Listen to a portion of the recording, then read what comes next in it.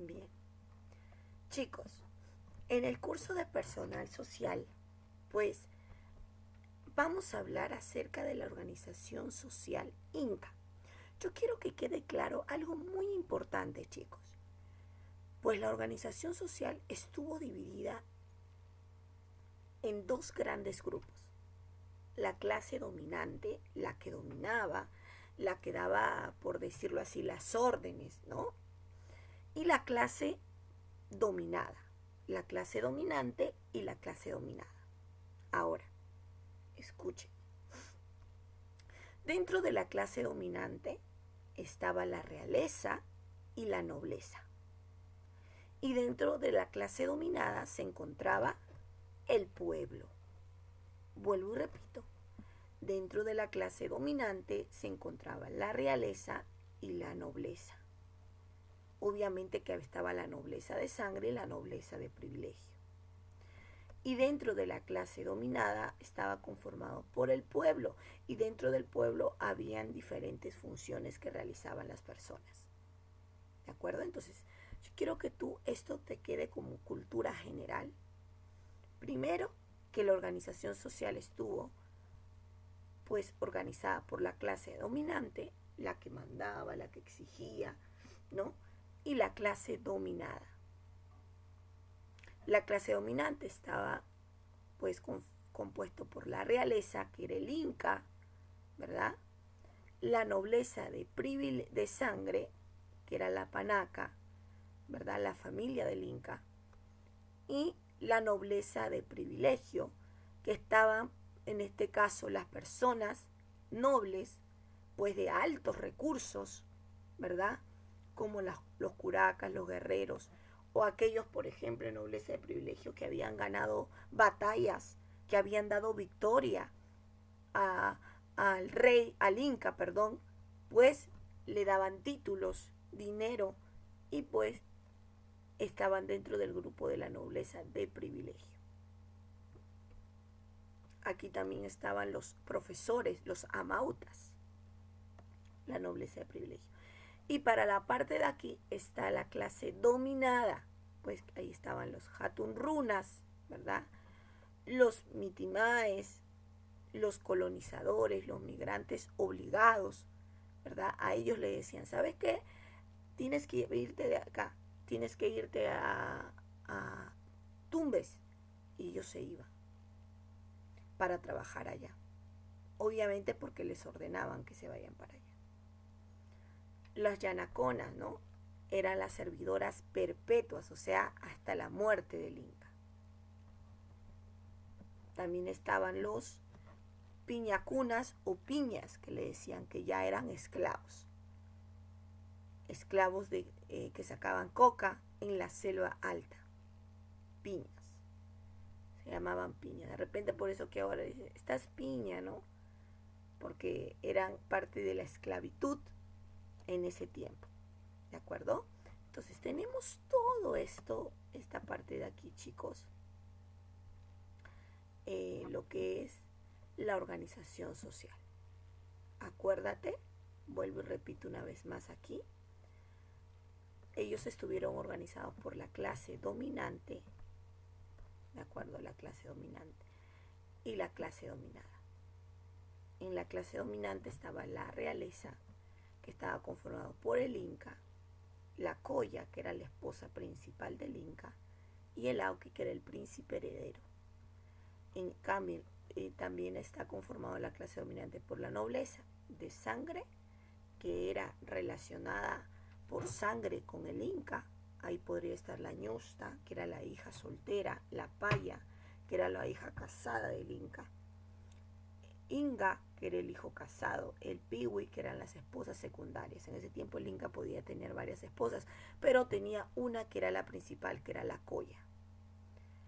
Y en la nobleza de privilegio no es que eran familia de sangre del Inca, sino habían obtenido privilegios por haber ganado una guerra o por tener también bastante dinero, por decirlo así, ¿no?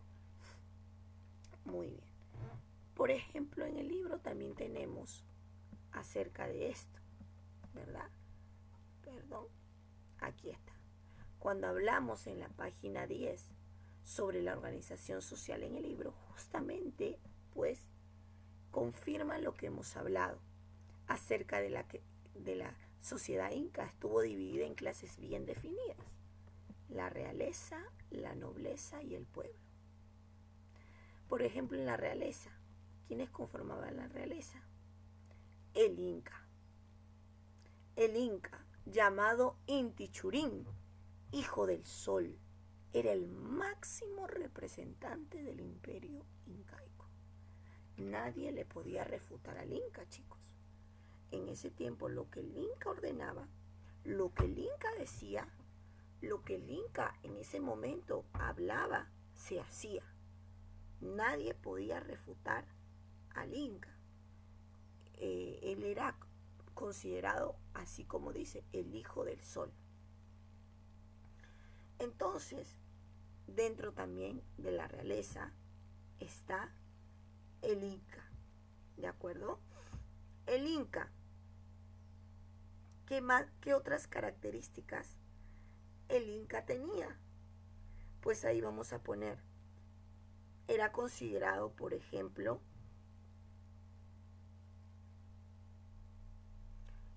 la máxima autoridad, como se dice, el máximo representante, ¿ya? También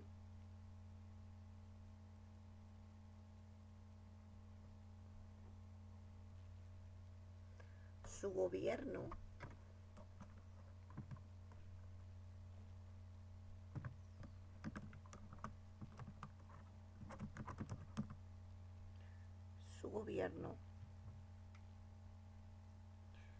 era autoritario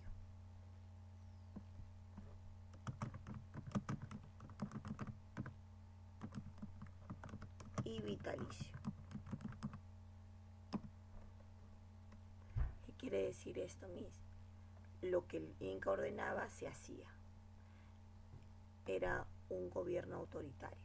Y vitalicio quiere decir que nadie le podía sacar al Inca. Era hasta que él muera.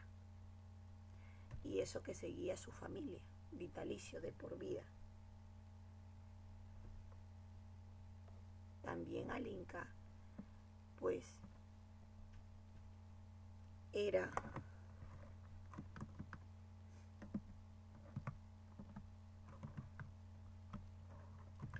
el supremo señor del mundo andino.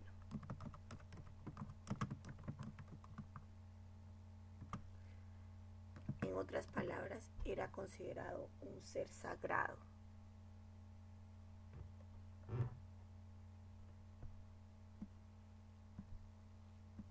Siguiente. Era objeto de culto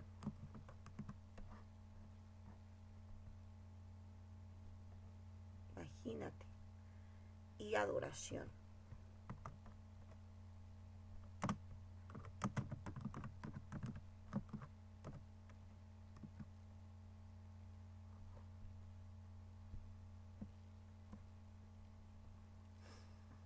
También tenemos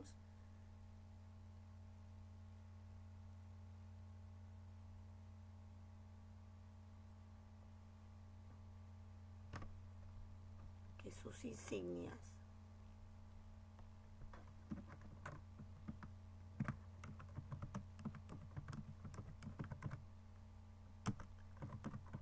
eran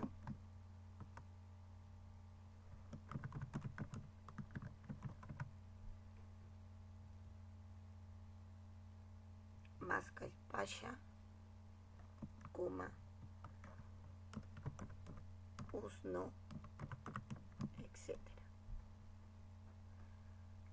Insignias era lo que les ponían en la ropa real, pero estas insignias eran exclusivos del Inca.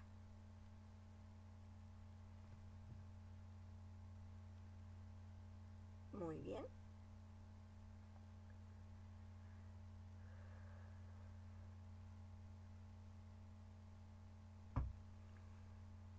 ahora tenemos también a la Colla, que está también porque pertenece a la realeza.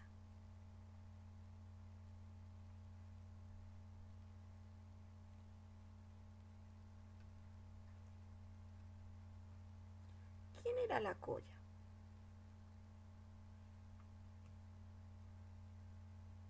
Recordemos que la Colla era la esposa, ponemos, ¿no? Justamente de lo que estábamos estudiando. La Colla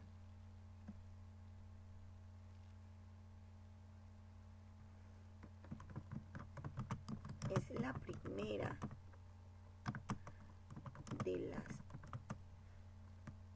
esposas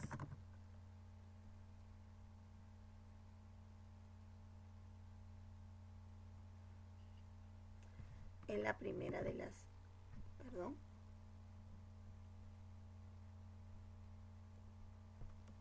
del Inca. Punto. Considerada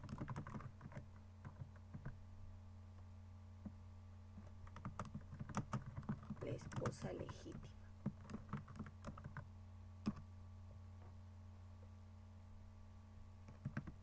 Ya está. El Auqui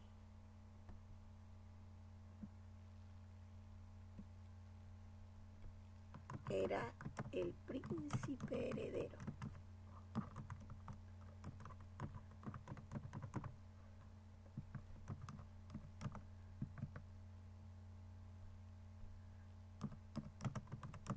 En otras palabras, el sucesor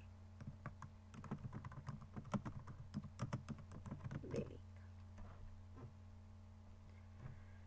De ahí, la segunda clase viene la nobleza. La nobleza de sangre, que en este caso está la Panaca, la familia del rey, formado por la Piwi, que es la esposa secundaria del Inca, la concubina del Inca, el Auqui, la Ñusta y la Paya. Este Auqui no es del príncipe heredero, no es del príncipe heredero. Es del hijo, pero no el heredero, hijo casado. Privilegio. La nobleza de privilegio está conformado por los orejones, ¿no?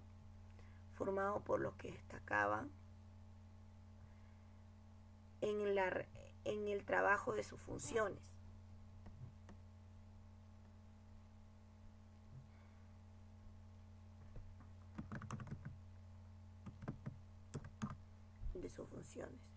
Como los Quipucamayok, que eran los que se encargaban de los quipus, los amautas, que eran los maestros en ese tiempo, los sumos sacerdotes, etc.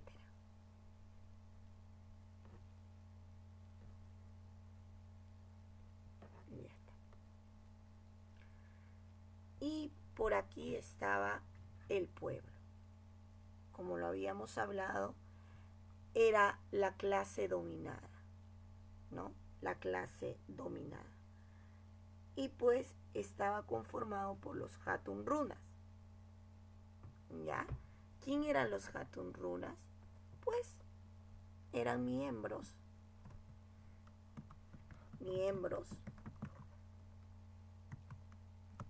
de la población.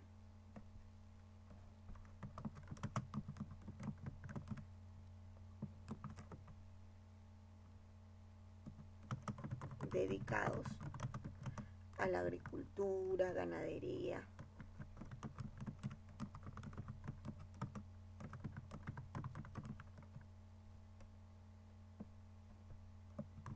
a la pesca también, a la artesanía, etc.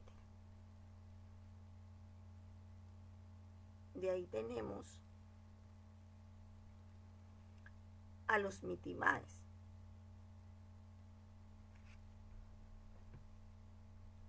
En este caso, los mitimaes eran personas enviadas por el Imperio Inca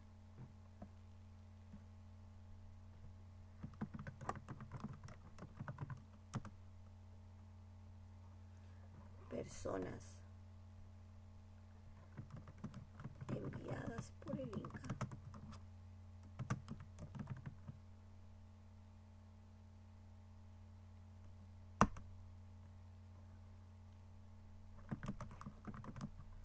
a otro lugar para cumplir una función.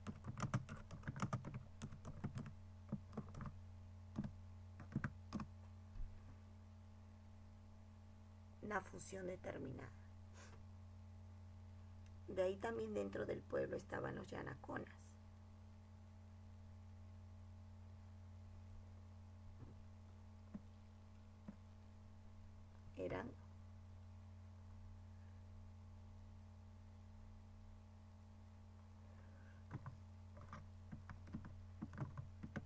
Servían al rey, al Inca, perdón, perpetuamente.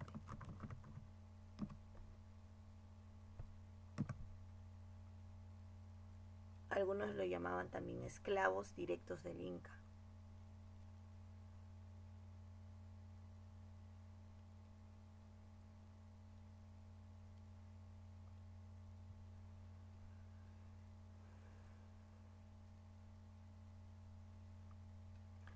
Y tenemos a las piñas.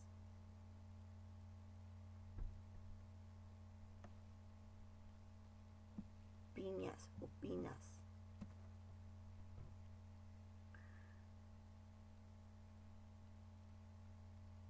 Eran más que todo los esclavos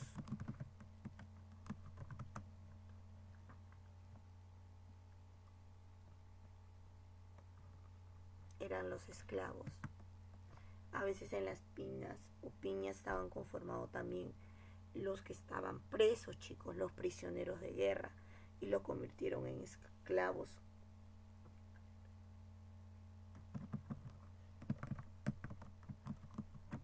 Coca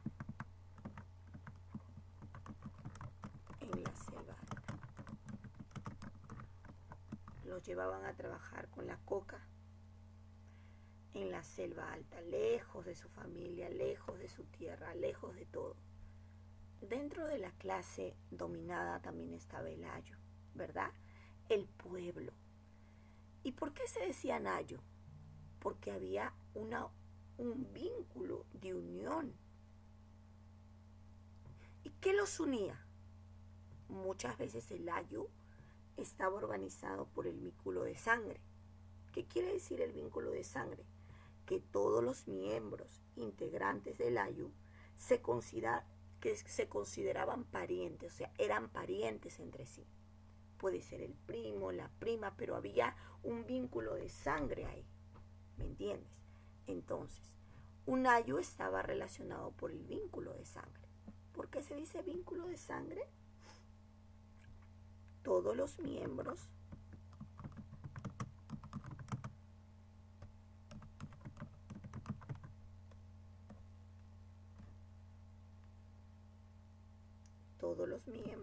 integrantes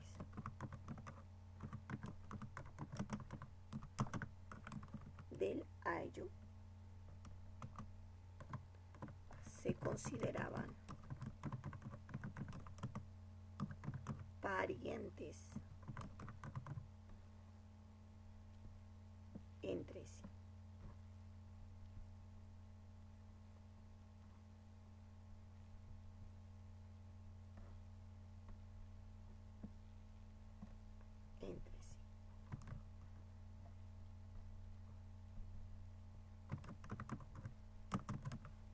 Es como tú, por ejemplo, en tu casa. ¿Quiénes viven en tu casa? ¿Qué vínculos relacionan en tu casa? ¿De sangre? ¿Todos los que viven en tu casa son vinculados contigo por la sangre? ¿Sí o no? ¿O hay una persona dentro de tu casa que vive que no tiene tu sangre? Que no es tu familiar tuyo. De repente, ¿no? De repente viven en un cuarto, en un edificio donde hay otras familias. Entonces ya, pues ese ayu no sería de sangre nada más, ¿no? El ayu es un lugar donde vivían puras familias que se unían por lazo de sangre, tenían parentesco de sangre. ¿De acuerdo? También otro vínculo era territorial, porque las familias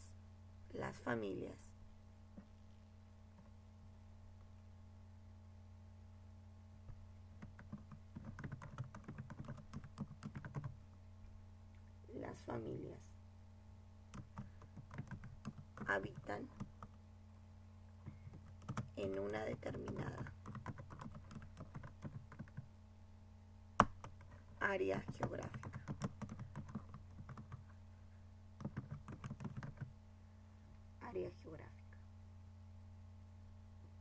O terreno también. Muy bien. Otro también era que podía relacionarse un ayu, también estaba relacionado por el vínculo económico.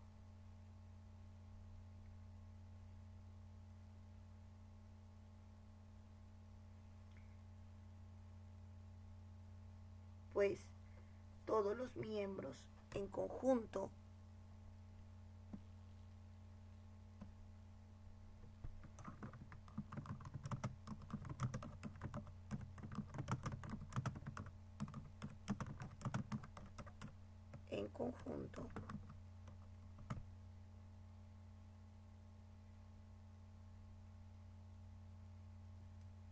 laboraban para poder alimentarse.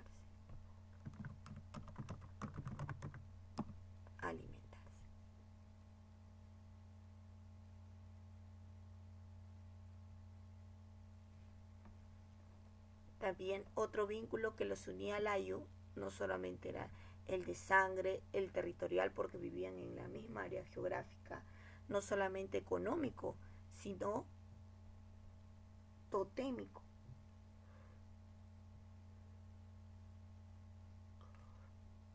Pues ese vínculo es que todos los miembros del ayu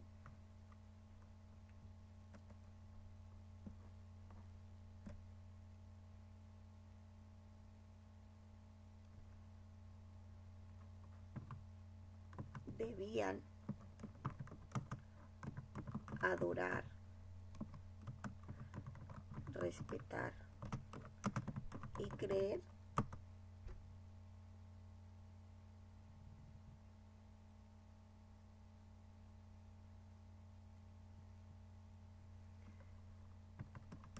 en un ser natural.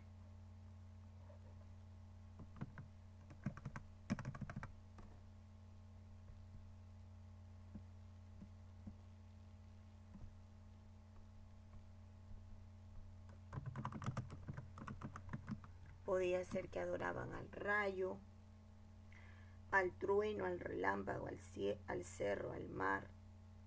De acuerdo, ¿no? Y también los unía este vínculo totémico, ¿no? Que adoraban al mismo Dios en ese ayu.